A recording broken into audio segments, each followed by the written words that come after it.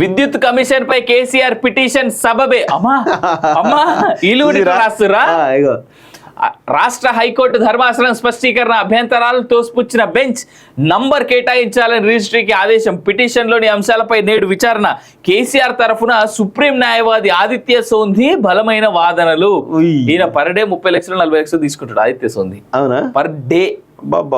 Call sheet నీకు ఒకసారి వచ్చి నీకోసం ఒక్కసారి కోర్టులో ఆయన అపీరెన్స్ ఇస్తే ఇక్కడ నెంబర్ కేటాయించిన తర్వాత మరి చీఫ్ జస్టిస్ గారు ఏమన్నారు అది కూడా రాయాలి కదా.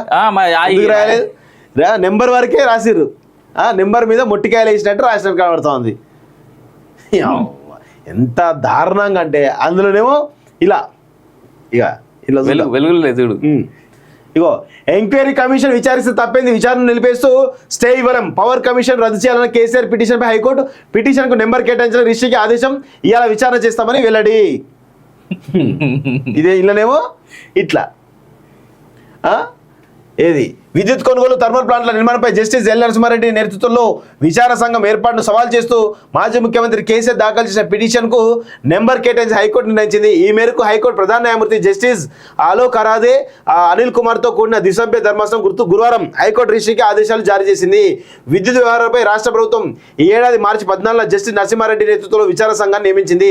యాదాద్రి భద్రాద్రి విద్యుత్ కేంద్రాల నిర్మాణం, ఛత్తీస్గఢ్ తెలంగాణ మధ్య విద్యుత్ కొనుగోలు ఒప్పందాల అక్రమాలు జరిగాయని ప్రభుత్వం ఆరోపించింది. కమిషన్ ఏర్పాటు నిర్ణయాన్ని వ్యతిరేకిస్తూ హైకోర్టు కేసీఆర్ హైకోర్టులో పిటిషన్ దాఖలు చేశారు.